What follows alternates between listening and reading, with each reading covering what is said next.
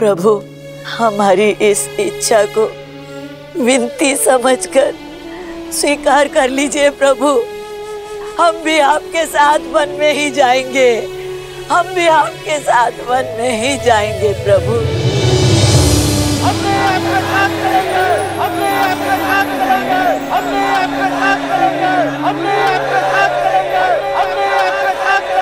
हे महादेव, कृपा करें कि प्रजा के प्रेम से कुमार राम का निर्णय बदल जाए।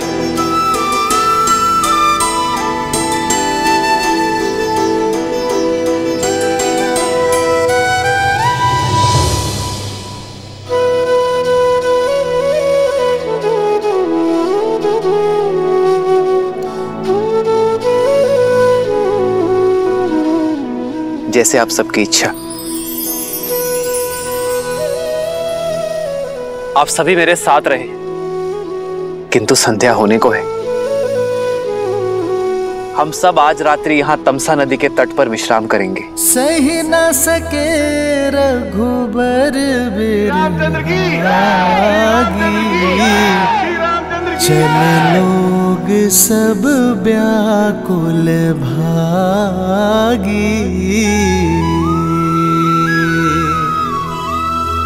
सब ही विचारू किन्ह मन माही, राम लखन सिए बिनु सुख नाही।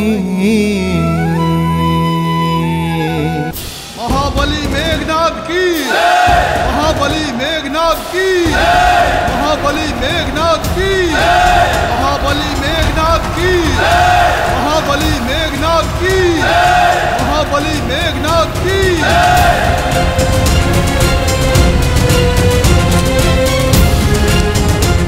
इंद्रजीत की, इंद्रजीत की, इंद्रजीत की, इंद्रजीत की, इंद्रजीत की।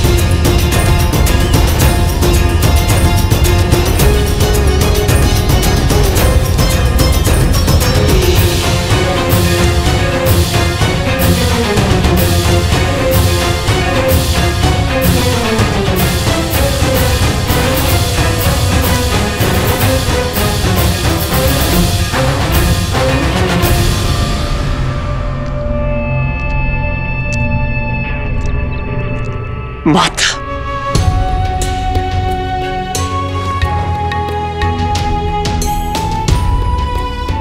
आयुष्मान भव पुत्र।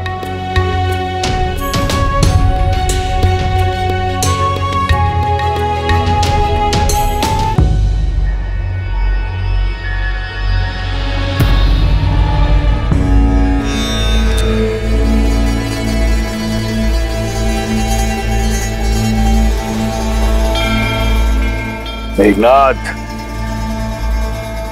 पिताश्री।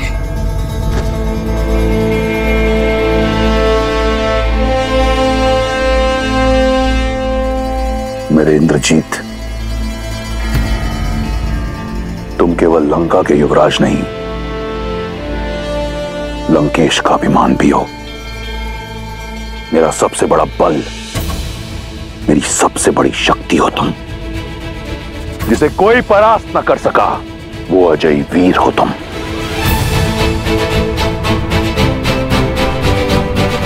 आपने स्मरण किया पिताश्री, बताइए वो कौन सी समस्या है जो आपको विचलित कर रही है? मैं उसका निवारण करने हेतु सज्ज हूं। इस संसार में ऐसी कोई समस्या नहीं जो तुम्हारे पिता रावण को विचलित कर सके। परंतु तुम जानना ही चाहते हो तो सुनो।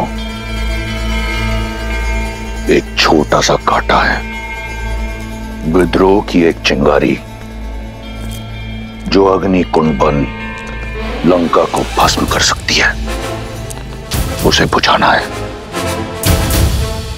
किसने किया ये दुस्साहस पिताश्री?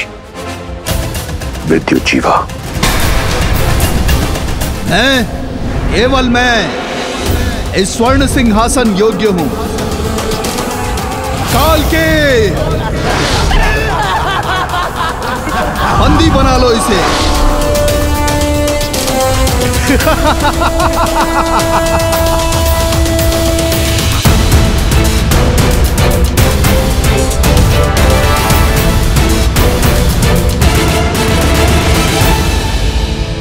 समझौते का द्वार बंद मत कीजिए पिताश्री। वो शूर्पणखा बुआ के पति हैं, उनके पुत्र के पिता हैं वो। मेघनाद, स्मरण रहे, मैंने तुम्हें यहां तुम्हारे परामर्श के लिए नहीं, अपना निर्णय बताने के लिए बुलाया है, और वो है विद्युत जीवा का नाश।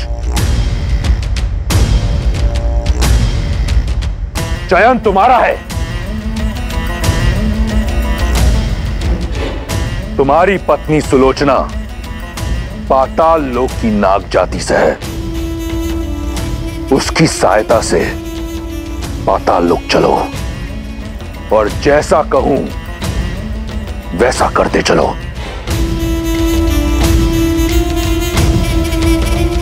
पाताल के कुछ नियम हैं लंकेश, उन्हें तोड़ना मृत्यु को ललकारना है, जानते हैं ना आप? फिर भी मेरे पुत्र के प्राण को संकट में क्यों डाल रहे हैं आप?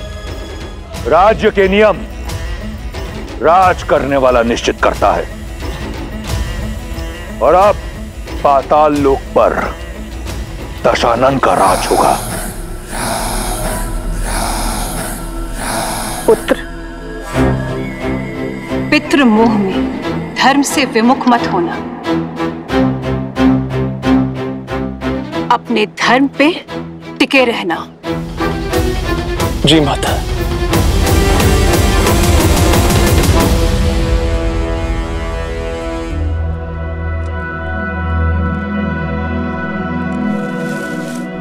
भैया, मुझे नहीं लगता हमारी प्रजा हमें छोड़ेगी। धर्म का मार्ग त्याग से होकर जाता है लक्ष्मण। यदि मर्यादा का धर्म निभाना है तो मोह तो त्यागना पड़ेगा। मैं चाहता हूं आज रात मीठी नींद सोए। लेकिन आर्या, आपकी प्रजा आपके बिना विश्राम नहीं करेगी।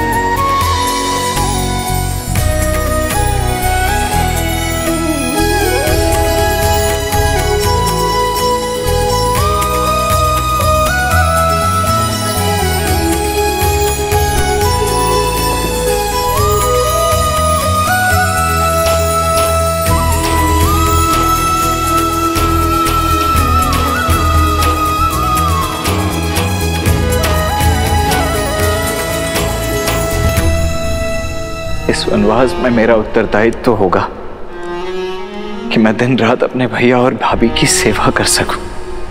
मुझे दिन रात जागना है, अपने भैया और भाभी की सेवा में स्वयं को न्यौछावर कर देना है। मेरी केवल एक ही इच्छा है आर्या, कि मैं जब भी अपनी आंखें खोलूं तो केवल आपको देखूं। मेरे पति अपने कर्तव्य की यात्रा पर निकले, अपने भैया और भाभी की सेवा के लिए। ना जाने कितनी निद्राहीन रातें बितानी होंगी, उनकी सेवा में कोई कमी ना रहे, इसलिए मैं स्वयं उनकी निद्रा लेने का प्रण लेती हूँ। मेरे पति के कर्तव्य प्रयत्न में कोई अवरोध ना आए, 14 वर्ष तक अपलक वो अपना धर्म निभाए, ये आशीर्वाद देना प्रभु।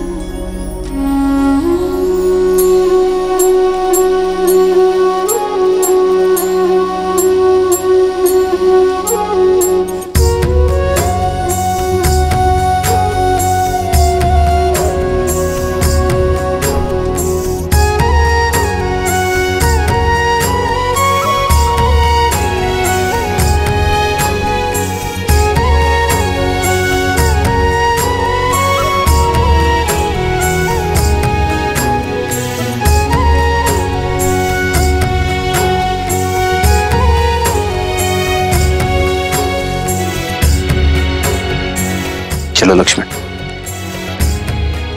आओ सीता।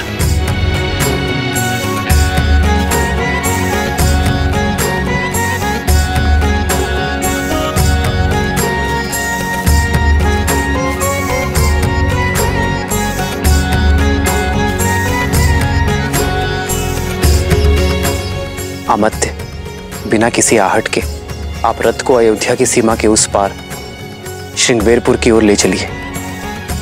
हम कुछ देर आपके पीछे चलेंगे ताकि किसी भी ध्वनि से प्रजाजन की नींद ना टूटे,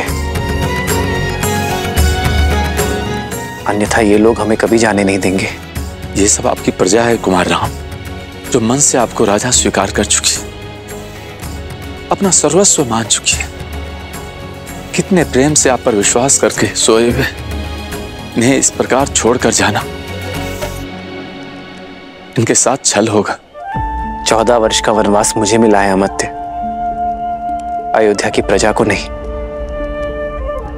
यदि इन्होंने मुझे राजा माना है तो राजा के निर्णय को भी स्वीकार करना होगा। एक राजा को अपनी प्रजा के उज्जवल भविष्य के लिए कई बार कठोर निर्णय लेने पड़ते हैं। इनका मुझसे मोह मुझे और इन्हें दोनों को धर्म के पथ पर चलने से रोकेगा। एक राजा का धर्म होता है कि वो अपनी प्रजा को हर भाव से मुक्त करे जिससे उन्हें हानि हो, जिससे उनका भविष्य बिगड़े। इसलिए इनके मोह से इन्हें मुझे मुक्त करना होगा। लक्ष्मण, सीता, हमें इन्हें भी प्रणाम करना चाहिए। ये साधारण मनुष्य नहीं रहे। इनका हमारे प्रति निश्चल प्रेम और अपार स्नेह इन्हें देवतुल्य बनाता है।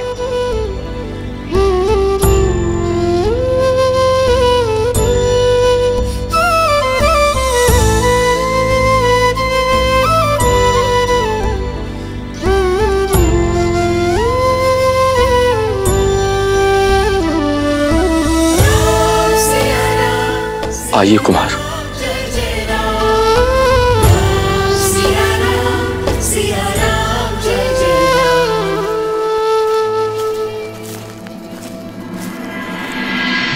कितनी विचित्र बात है ना देवी। एक और है दशरथ नंदन राम, जिन्होंने अपने पिता के वचन की लाज रखने के लिए, धर्म की रक्षा के लिए अपना सब कुछ त्याग दिया। वहीं दूसरी ओर है विश्रवा पुत्र लंकापति रावण, जिसने स्वयं अपने ही पुत्र को अधर्म के मार्ग की ओर अग्रसर कर दिया। जहां श्री राम सब कुछ त्याग सकते थे, परंतु मर्यादा, नैतिकता और धर्म परायणता नहीं, वहीं दूसरी ओर रावण का पुत्र मेघनाद मर्यादा, धर्म और नैतिकता की हर सीमा को लांघकर पितृभक्ति में दृष्टिहीन हो चुका था। और श्रीमद् रामायण की यह महान गाथा संसार को यही शिक्षा देती है कि केवल उद्देश्य ही नहीं, मार्ग भी उचित होना चाहिए।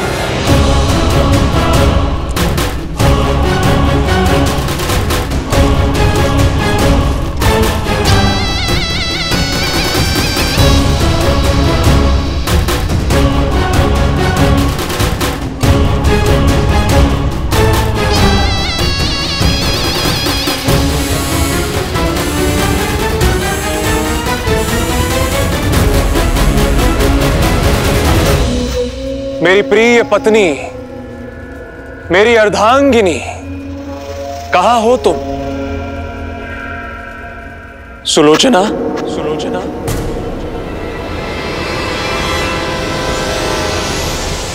सुलोचना,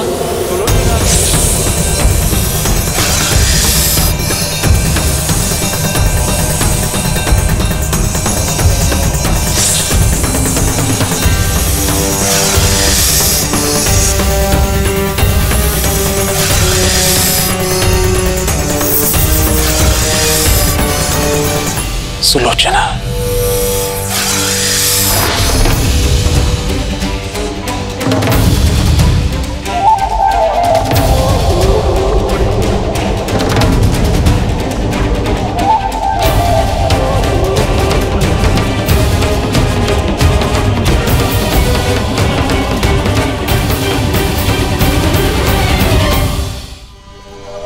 प्रणिपात पिताश्री।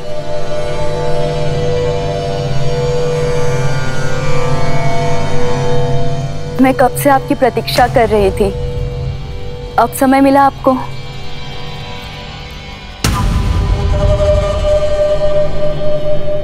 गुरु शुक्राचार्य के साथ था प्रशिक्षण में। बस अब बहुत हुई शस्त्र साधना, अब शीघ्र चलिए। मंदोदरी माँ से मिले कितना समय हो गया मुझे।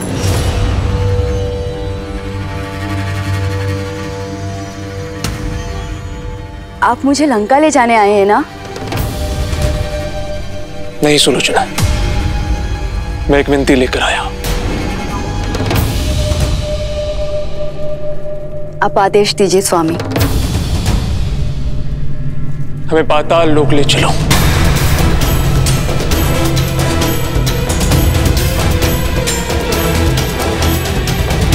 मेरे पिताश्री का अपमान करने वाला, लंकेश को चुनौती देने वाला विद्युत जीवा वहां छुपा हुआ है और उसे उसके दुस्साहस का दंड मुझे वहीं जाकर देना होगा। किंतु मेरे पिताश्री का अपमान हुआ है सुलोचना, मेरे परिवार का मान घटा है। ऐसे में मैं चुप नहीं बैठ सकता।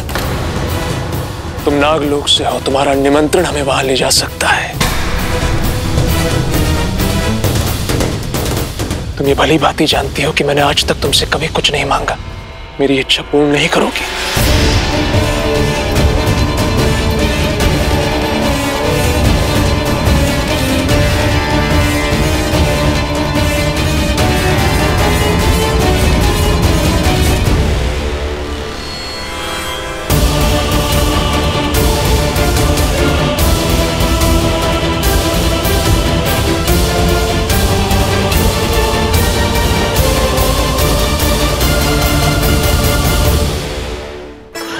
यहाँ रथ रोकिए अमात्य।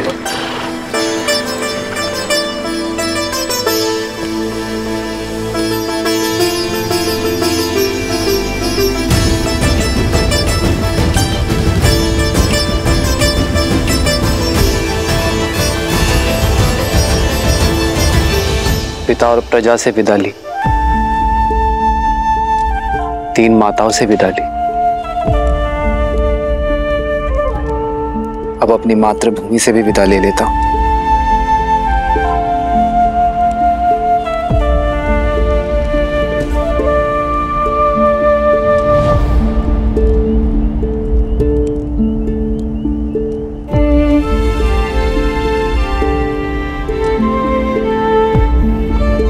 संतान बड़ी होते ही माता का सहारा बनती है।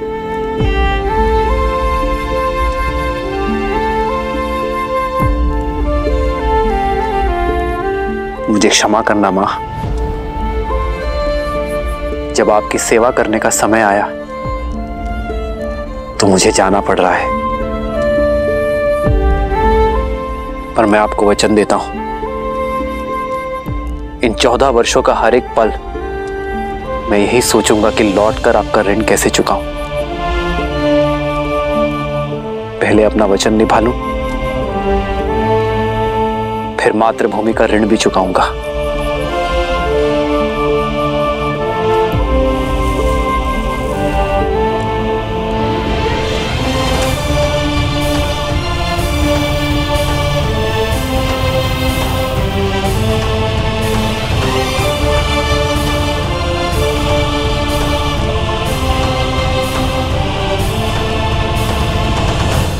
आपका एक अंश, एक मुट्ठी माटी मैं अपने साथ ले जा रहा हूं मां, ताकि ये स्मरण रहे कि मैं जहां जाऊं अपनी माटी से जुड़ा रहूं और इसके आदर्श और मर्यादा का पालन करना है मुझे। आदर्श